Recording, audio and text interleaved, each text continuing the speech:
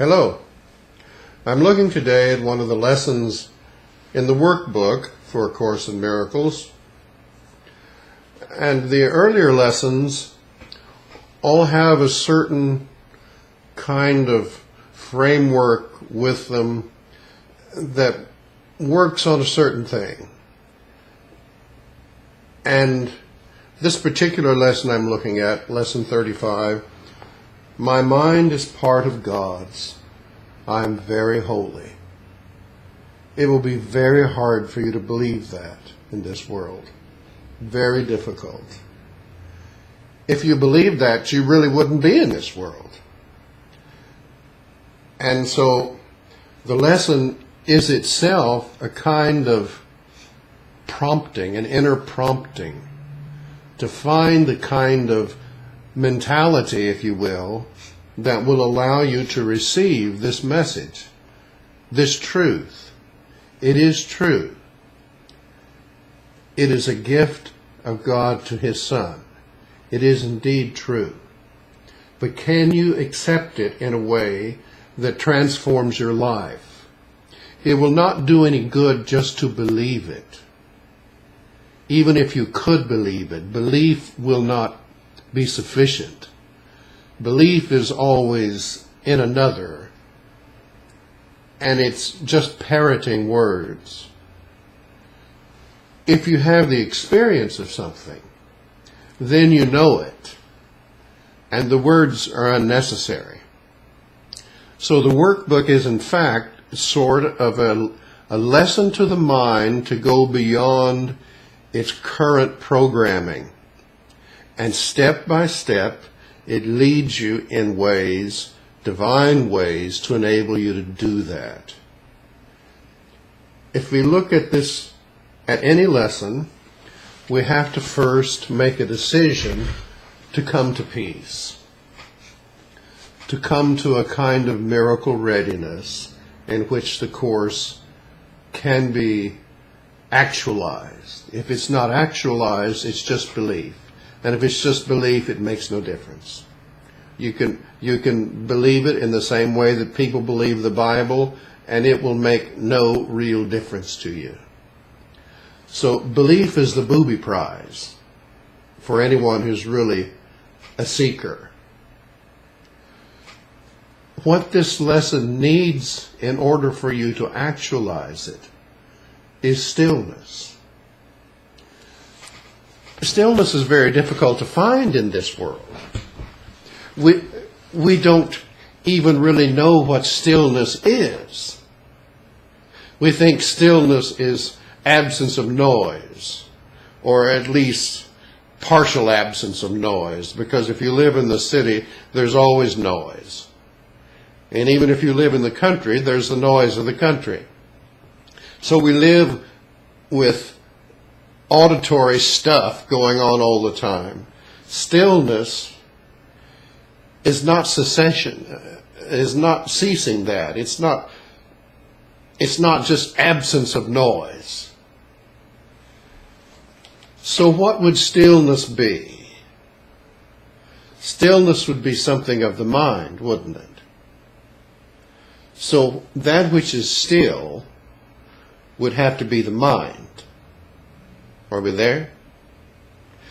This may seem simple to some of you, but many of you haven't come there yet.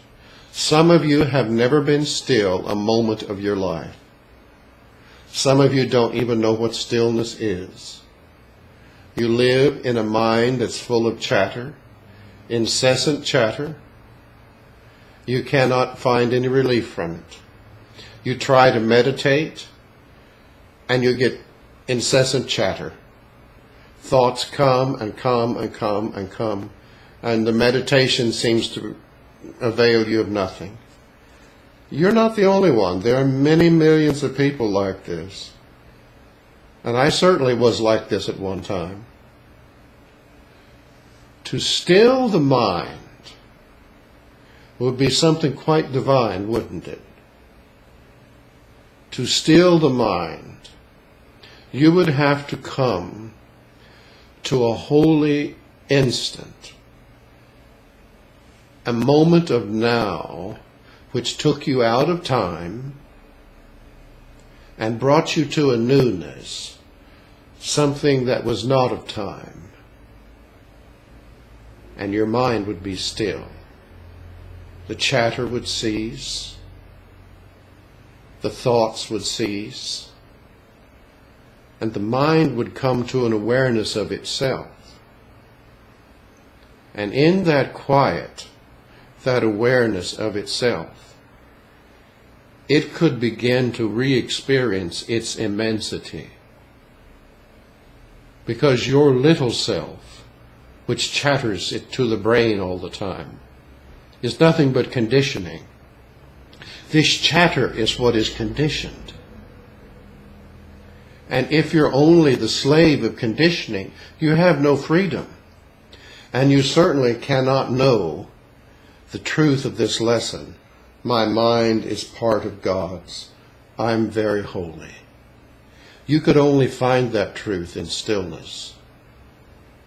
You could only find that truth as you re-experienced the immensity of your true self. Tara Singh, the beloved teacher of ACIM, told his students many times, nature can bring you to such a stillness, and indeed it can be used as that kind of tool. The Course is not opposed to using nature in that fashion. For some people, though, nature is no better than looking at a skyscraper. It depends upon your own inclinations and what lessons work for you. For me, nature works very nicely to still the mind. I go to a natural setting that I enjoy. I turn the observer mind on full blast and observe a flower or a bee or an earthworm. And I observe, and I observe, and I observe, until finally the observer effect is burnt out. And I'm empty in mind, and there are no thoughts. I'm still. And as I'm still, my mind becomes reacquainted with the immensity that it is. The breeze at the top of the trees is part of me. The beauty I see in nature is a part of me. It is all a part of one grand self. And I begin to look at nature then as the Course calls the real world. I don't see sin or guilt. I see a light around all things.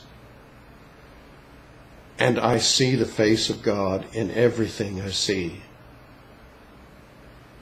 This kind of recognition of your immensity enables you to say, my mind is part of God's.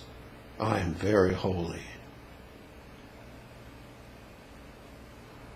So you would need to come to stillness. Now you see, we've been talking about stillness, and stillness is here. It's all a part of intention. We intend to come to stillness. Stillness presents itself. We intend to calm the chatter of the mind, and the intention presents itself. Maybe you don't need nature or some other stimulus to help you. Maybe you do. It doesn't matter. In this stillness, there's the holy instant. And there is that which is not of time, that which is not conditioned. In that holy instant, in the stillness, there is that which is true. There is the self that God made. I'm not a body, I'm a spirit. I am not a body, I am free, for I am just as God created me. In the stillness you can sense that. You begin to get a sense of your immensity. and you know my mind is part of God's. I'm very holy.